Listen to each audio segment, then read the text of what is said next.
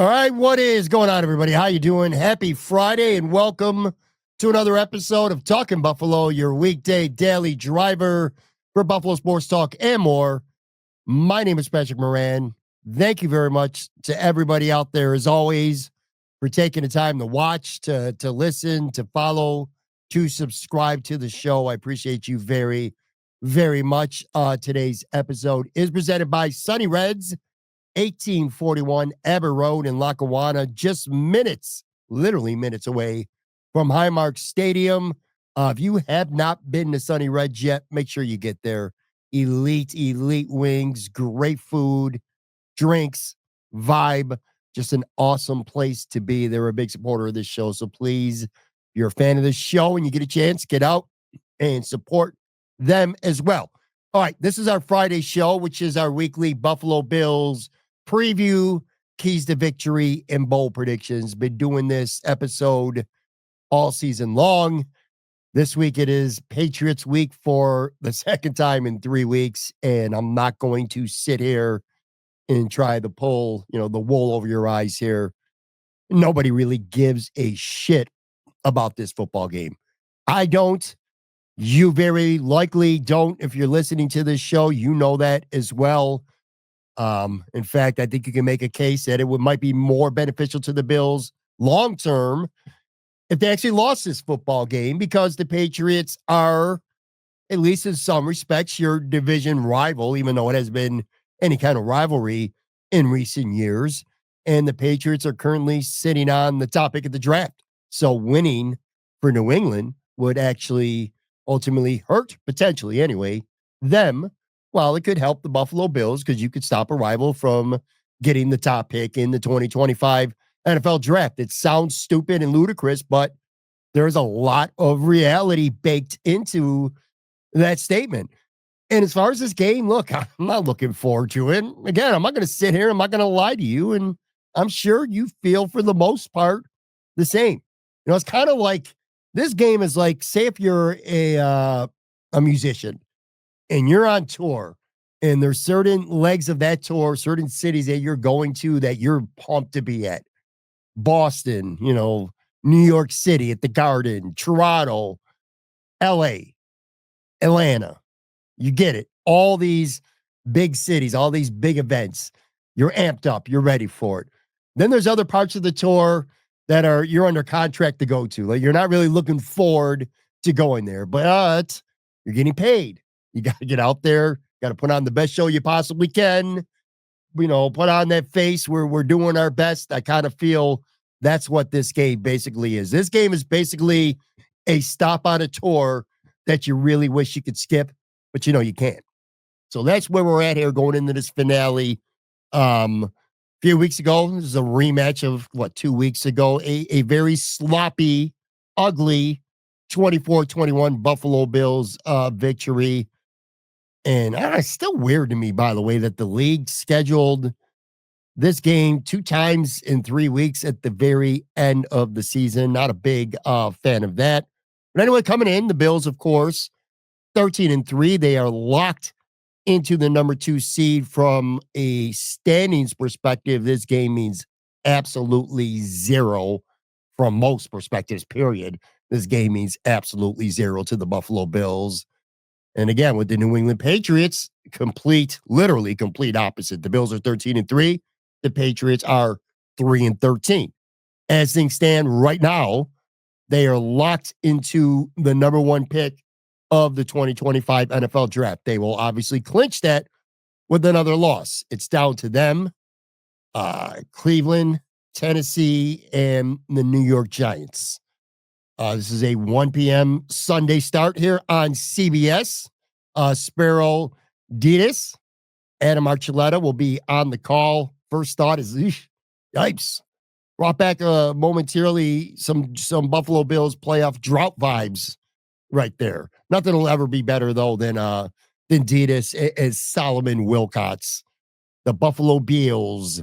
They used to always call Bills games when the Bills were in that playoff drought.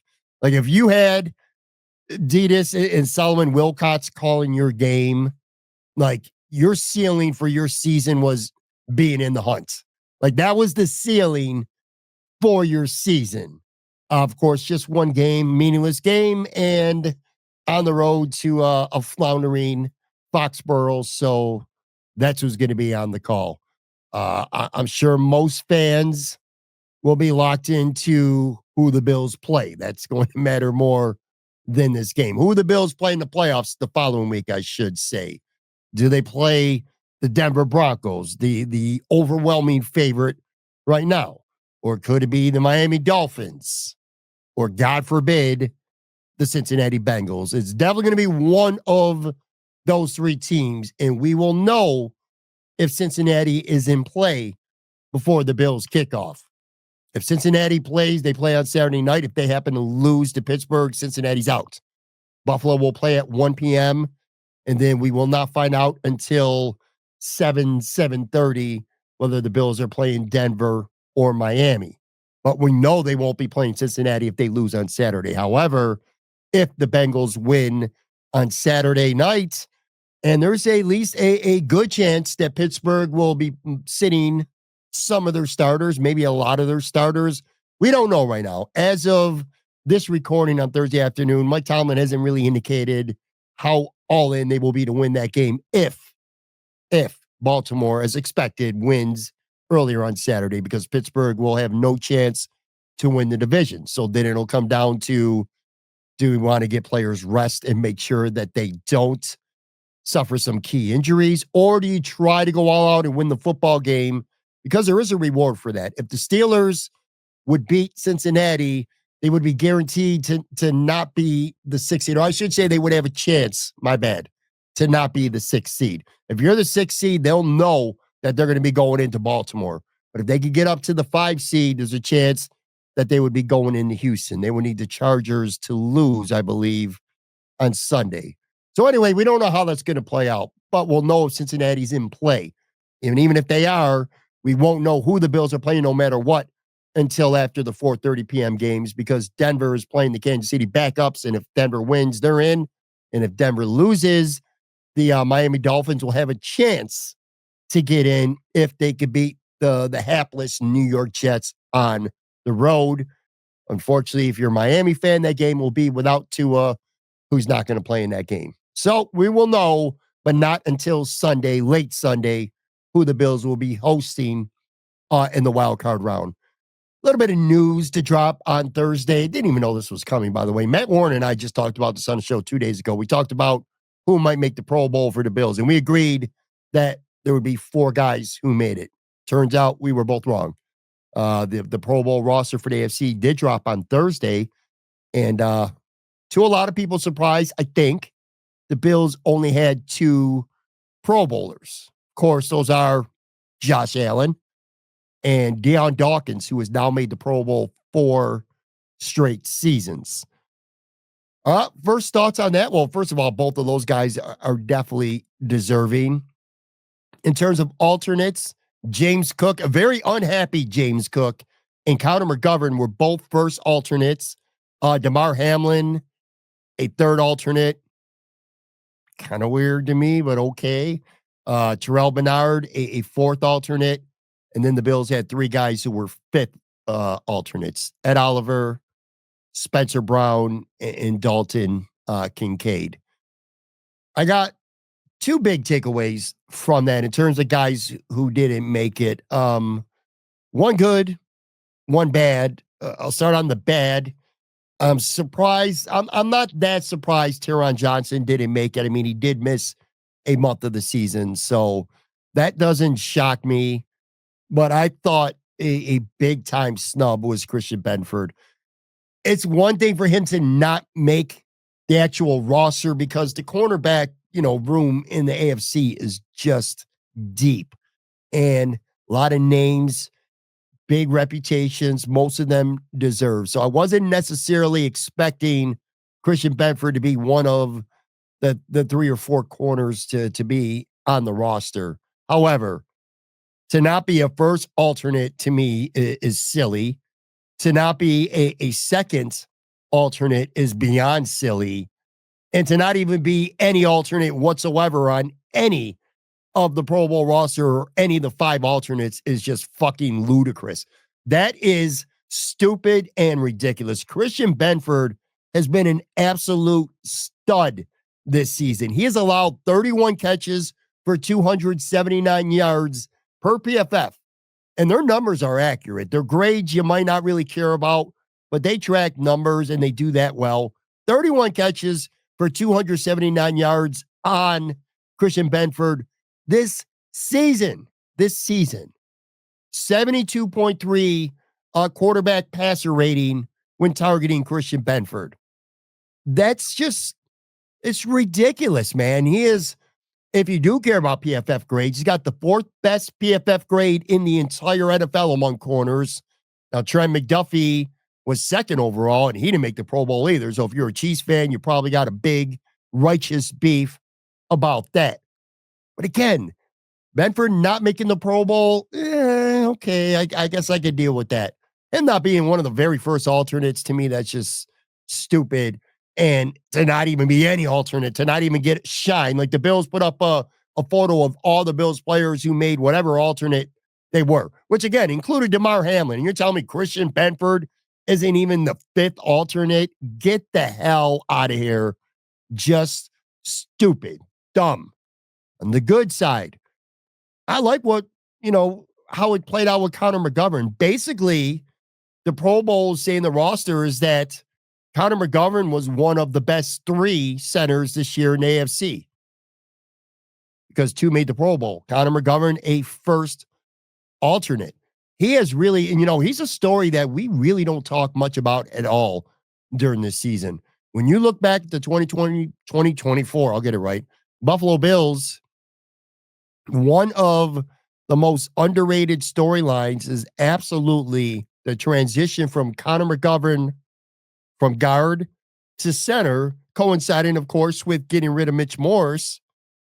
And that turned out to be a fantastic move. That has proven to be a great move by Brandon Beane and Sean McDermott to transition McGovern from guard to center. It has worked really, really well. And I want to, of course, make sure I give credit to Aaron Cromer, who's done a great job. He is a great offensive line coach, and you've really seen it over the last 2 years now with the Buffalo Bills, who have enjoyed really good health on that offensive line. Only one player has missed one game for the Bills offensive line over the last 2 seasons. That was Spencer Brown, who missed the Kansas City game with an injury, and he was back. He only missed one game.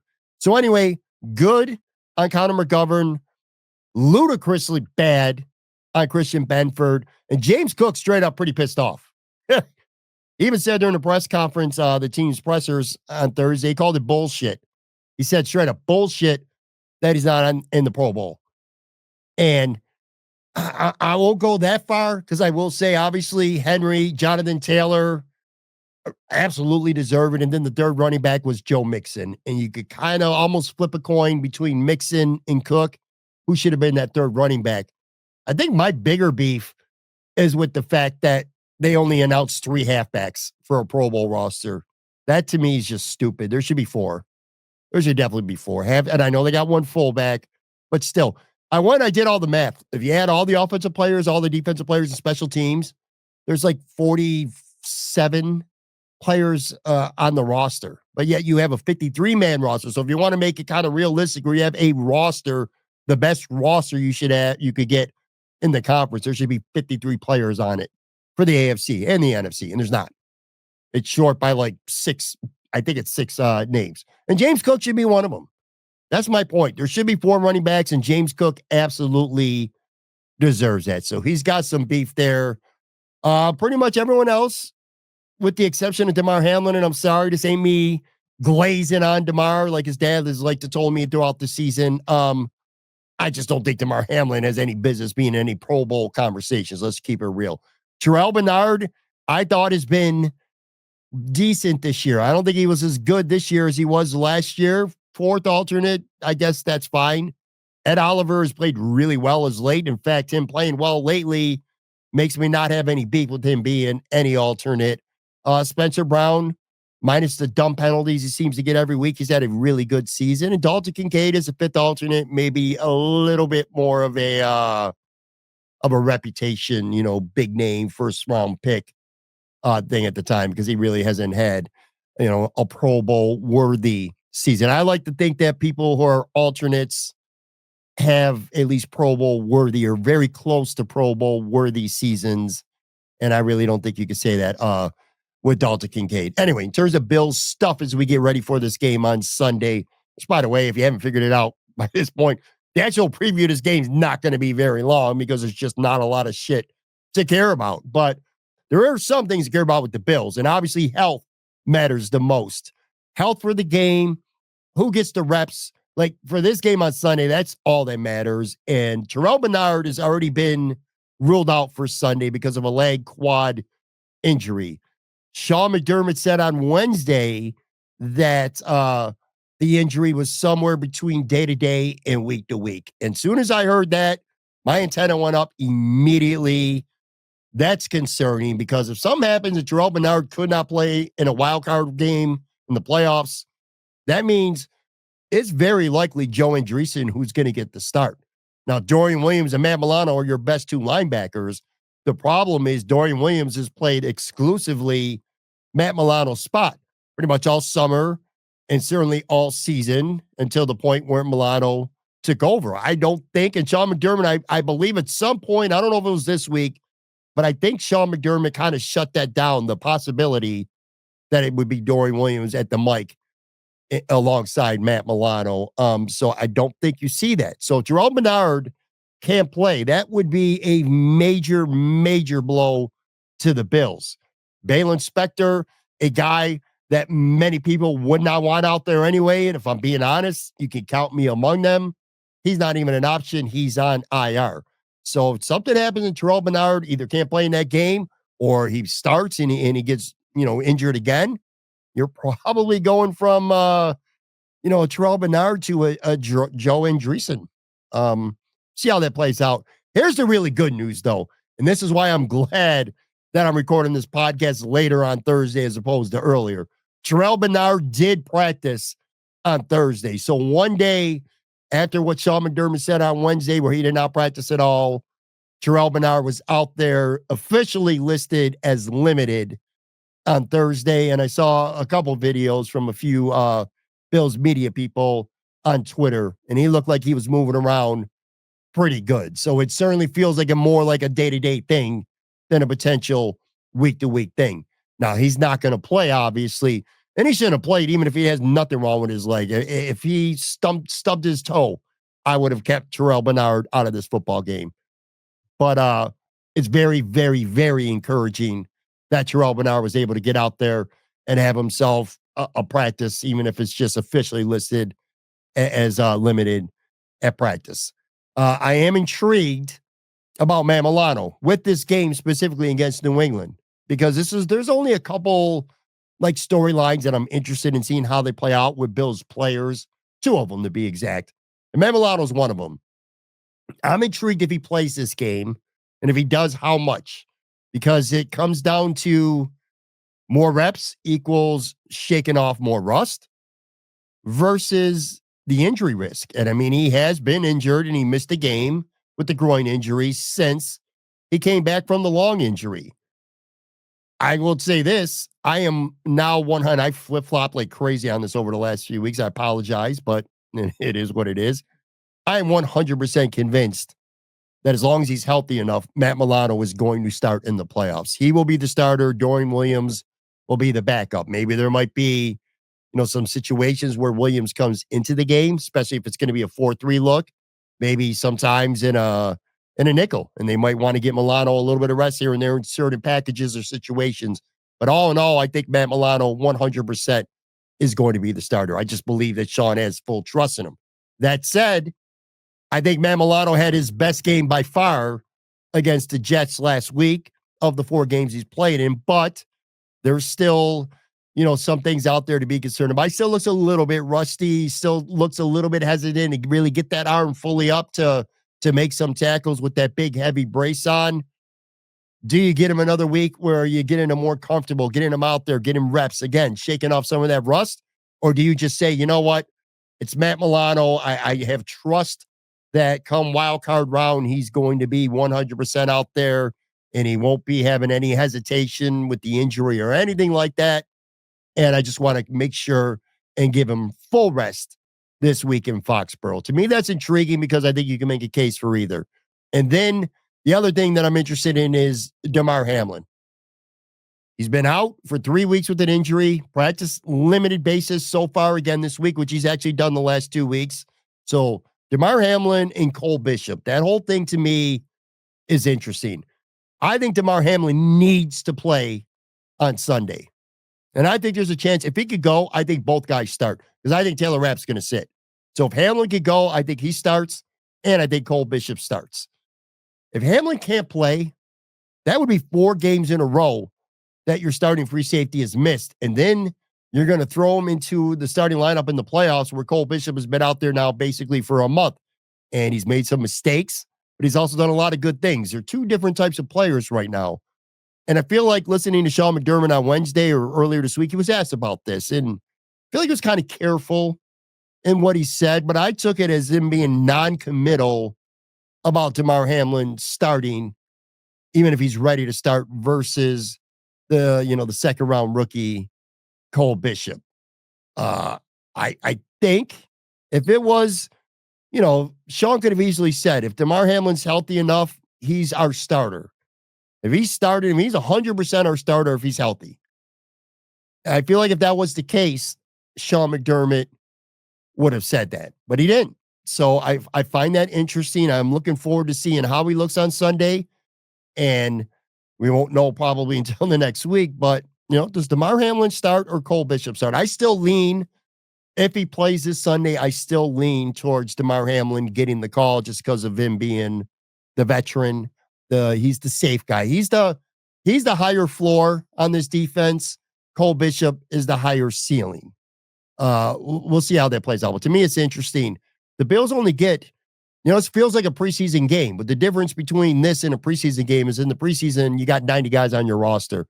You ain't got to play nobody who's not even just a starter, but a key contributor. Nobody would see this field. Well, you can't do that when you only have 47 guys who can be active. And the Bills only get 2 practice squad elevations. And I'm really interested what positions they add to for this game. Quarterback, wide receiver, offensive line, and safety. I think those are the 4 positions in play. My gut tells me wide receiver will definitely be one. And I forgot about offensive line. Did I say offensive line? Well, regardless, I think offensive line might be the other spot. Safety, you can play Cam Lewis the whole game at safety. You can even throw Ingram back there if you absolutely had to, although Ingram's going to start at corner. This is what I'm talking about. You don't got 90 guys on your roster. I know there's a lot of people, and the popular sentiment is, well, you got to elevate Mike White because if something happens to Mr. Trubisky, you can't throw Josh Allen back into the football game. Josh Allen's going to start. We already know that. I would push back a little bit on that. I'd say if something happens to Trubisky, you could put Josh Allen on there. But if you put Josh Allen in the game, you are throwing away any opportunity or any thoughts of doing anything to try to win a football game other than him being in shotgun and handing the ball off to Ray Davis or Ty Johnson or Frank Gore if they go running back by some chance, whatever they may do. You're not throwing the ball. He's not running. If there's somebody within 5 yards of him, fall to the ground, take a sack. You get what I'm saying. I don't care if it's 3rd and 14. You're running the football out of the shotgun, too. I don't even want him under center. If it's 2nd and 1, if it's 4th and inches, no tush push. If it's 3rd and 11, and Josh Allen has to be in the football game, shotgun, hand the ball off. I say that because if you can not bring up Mike White, then there's 2 positions where you can add guys that are actually going to play snaps. You potentially, or hopefully, you are wasting a elevation spot by bringing on Mike White because you hope that Mitch Trubisky could just get you through the game. Who's inactive don't really matter because there's going to be plenty of actives who are actually active for the game but don't play. Offensively, Deion Dawkins ain't playing. Osiris Torrance ain't playing. McGovern better not play. I doubt that Spencer Brown plays. Kincaid's not playing. Cooper's not playing. Shakir's not playing. You are going to see a cameo for Josh Allen.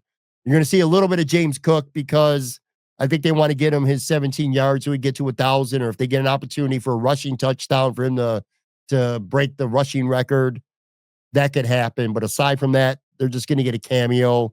Ideally, David Edwards starting guard. You only want to use him if you absolutely have to. Again, they'll have 4 backup offensive linemen and 5 if they use an elevation. It could be Will Clapp. He could get a call up for that. Defensively, nobody on the starting front line is playing. Groot's not playing. Oliver's not playing. Jones ain't going to play. Von Miller's definitely not going to play. You only use AJ Epinesa for a snap or two if you absolutely need them. Neither of the corners are going to start or play. Benford's not going to play. Douglas is not going to play. Elam and Ingram are going to be your starting corners. Condriton will be their backup. I don't think you play Taylor Rapp. He's very important to this defense, and he's been battling an injury, so I don't think you're going to see him on the field either. Anyway, I'm going to take a real quick break, come back. Just going to fly through a couple minutes here of New England Patriots talk about what's going on with them and how are they trying to win this game or not. Quick keys to the game for the Bills, which there are no keys. To stay healthy, that's the key. Bowl predictions, which always is fun, and then a final score prediction for the game.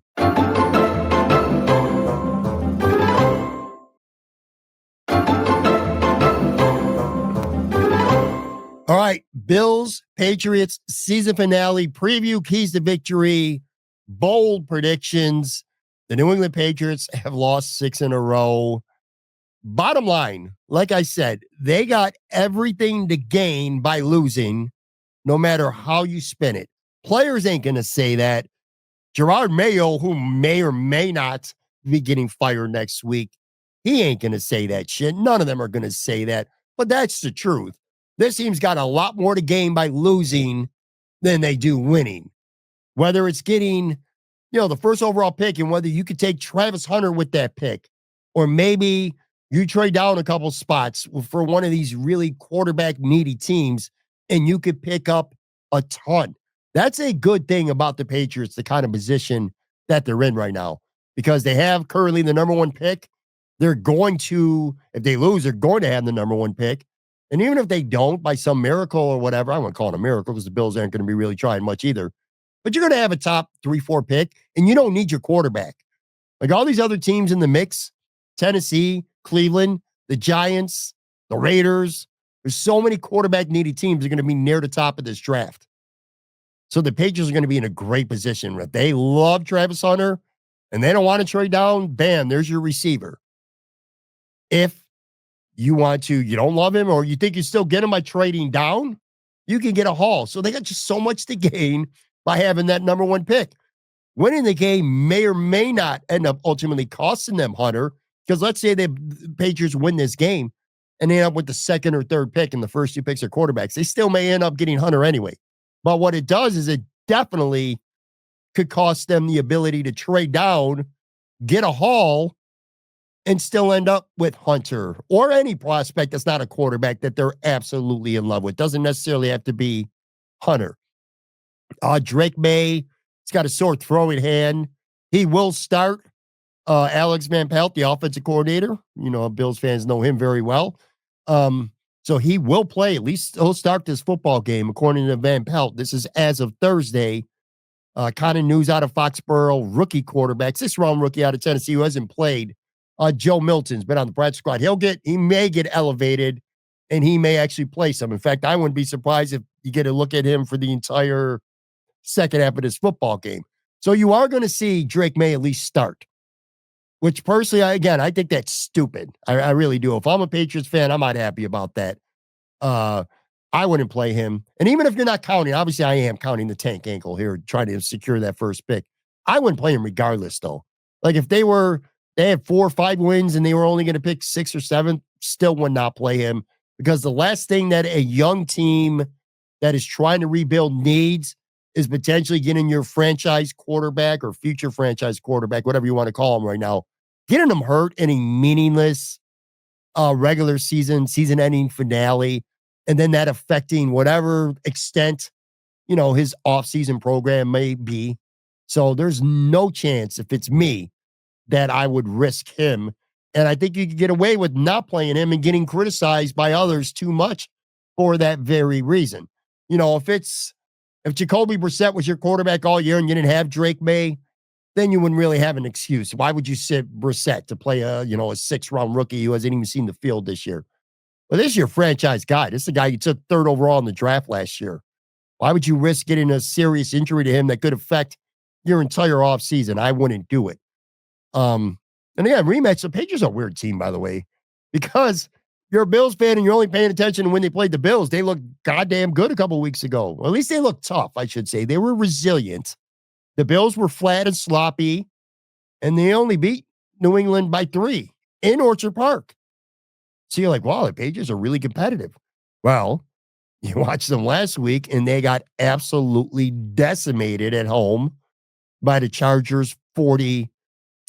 So who the hell knows what version of the Patriots the Bills are going to get on Sunday. If they're smart, it's going to be the version that wants to make sure they get the first overall pick.